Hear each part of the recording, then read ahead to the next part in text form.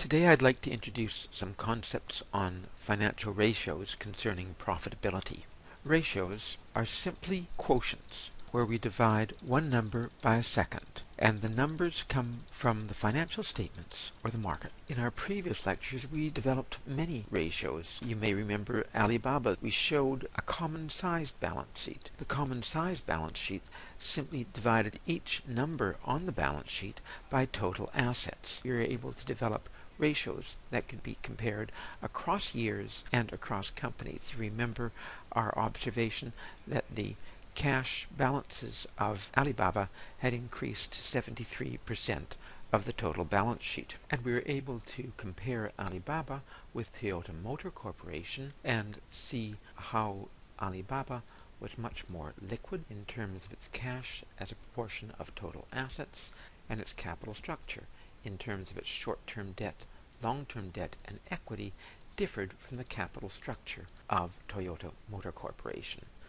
We turned to Sinopec to look at the income statement. We looked at a company with trillions of renminbi in revenue and billions of renminbi in earnings after tax to shareholders. We reduced those numbers simply by dividing each number on the income statement by revenue. So we reduced the income statement to a common-sized income statement where every number was divided by revenue. That also gave rise to a return on sales number, the earnings after tax to shareholders divided by the revenue of the company. We linked the discussion of the income statement through to the idea of distribution of cash to shareholders through the introduction of earnings per share and dividends per share. Earnings are available for payout, they're what the company made, but dividends are actually the cash that are paid out to shareholders. And the dividend payout ratio is simply the dividends per share divided by the earnings per share. Note that this ratio shows us that the dividend payout is increasing rapidly over time through the years 2012 to 2014. Sinopec has increased its dividend payout. We can see that this is probably not caused by a policy decision to increase dividend payout so much as it is by a decision to maintain a constant level of dividends per share. Here we see that 0.23 yuan per share is paid out in 2012, rising to 0.24 yuan per share in 2013. That dividend was kept constant in 2014 from 2013. However, the dividends per share represented a far higher proportion of earnings per share in 2014 than it did in 2013 because of the drop in earnings after tax to shareholders. So the dividend payout ratio went up from 42% to over 60%. Ratios are a flexible and useful family of tools. The analyst looks at ratios over time and between companies, and it looks at the differences or consistency of the ratios. As long as we have a good analytical reason for calculating a set of ratios, and as long as the analyst can tell a compelling story about the ratios, then ratio analysis that is performed is useful. The question is, can the analyst tell a good story? What is happening in the company, and why is it happening? Now let's look at a set of ratios, and these concern the composition of return on equity. Return on equity, or ROE, is the most broad measure of performance available from ratios that are calculated from annual accounting statements of a company. ROE is simply the earnings after tax that are attributable to shareholders divided by shareholders' equity. I'd just like to go into the definition of equity from the point of view of the ROE expression. First, note that earnings reported on the income statement are earnings over a period of time, typically a year. Here I've shown earnings from period 0 to period 1. Equity is a stock at a given point in time. Typically, the financial statements will show earnings for a year and the ending equity for the year. So we have a time inconsistency here. We could calculate ROE simply as the earnings over the period divided by end equity. This is the simplest way because we're typically given the balance sheet as of period end, and we're given the earnings for the period.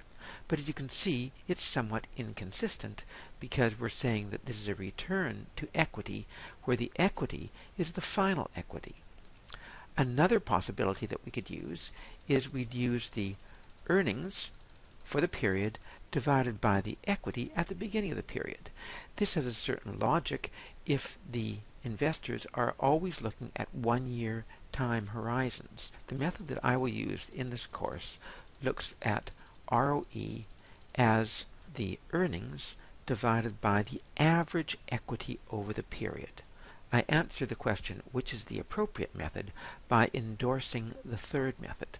But note that this is not an absolute right or wrong, and you'll frequently see the other two methods when you look at the ratio analysis of ROE for other analysts.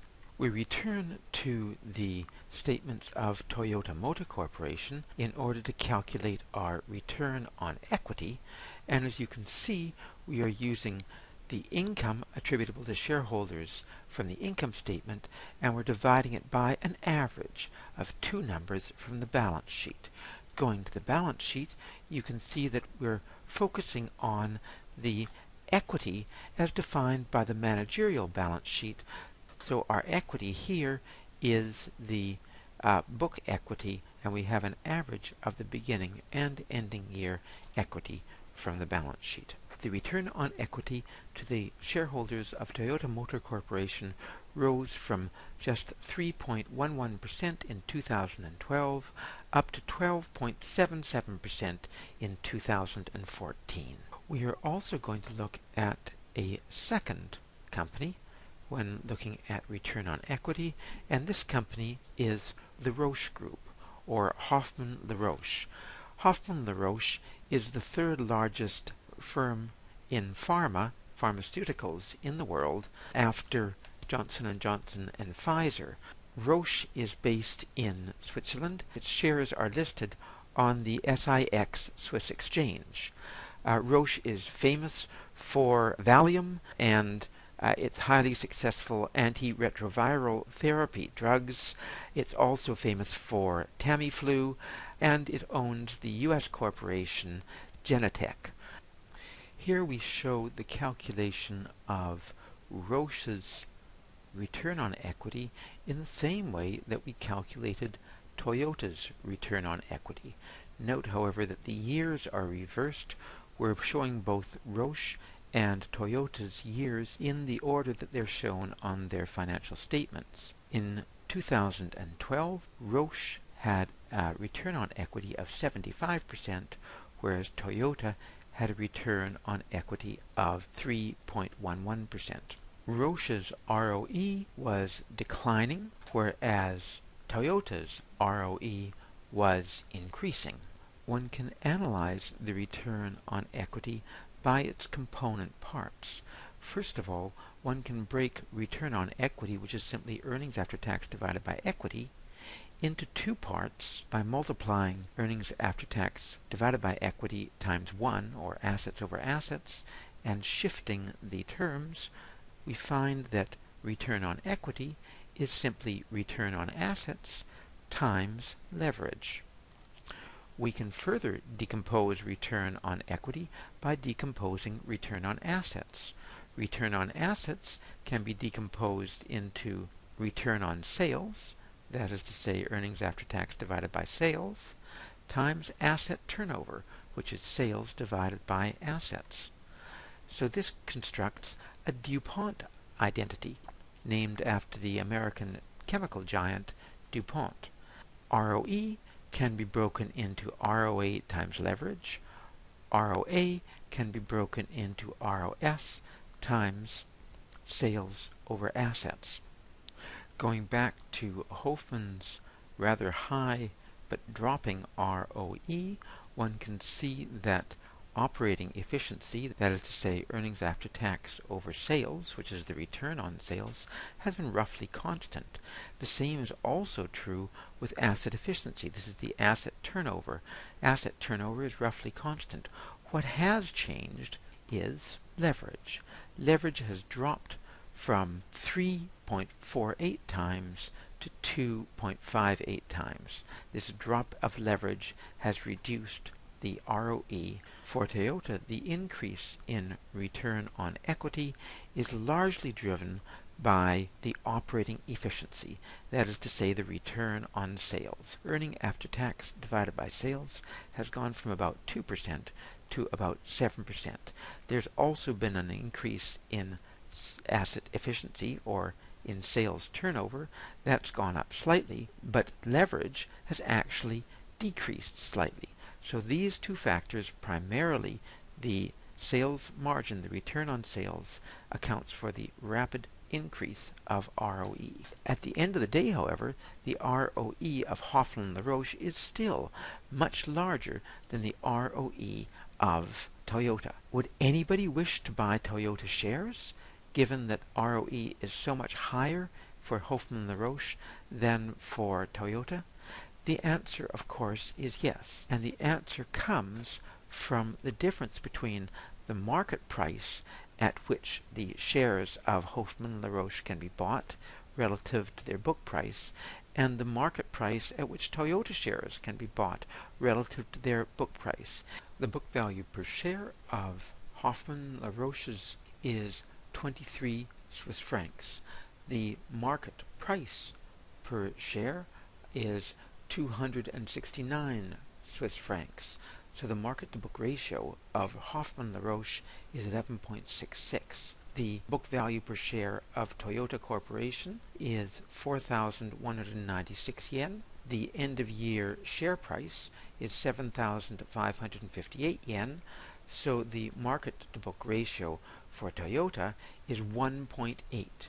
So there's a much higher market price that has to be paid by shareholders of Hoffmann LaRoche than by shareholders of Toyota. We can express that in terms of the price-earnings ratio of Hoffmann LaRoche. The price-earnings ratio is simply the price per share divided by the earnings available to shareholders. So the price-earnings ratio of Hoffmann LaRoche is 24 times versus the price-earnings ratio of Toyota of 13 times. The inverse of the price-earnings ratio is the earnings yield. The earnings yield is an analog of the return on equity. But in the earnings yield, we look at earnings after taxes that are available to shareholders divided by the stock price that shareholders have to pay in order to get that yield. The earnings yield, of course, is more volatile than return on equity using the book value of the company, but the earnings yield is forward-looking. So both book returns and market returns have their advantages. In conclusion, financial ratios present a flexible approach to understanding firm profitability.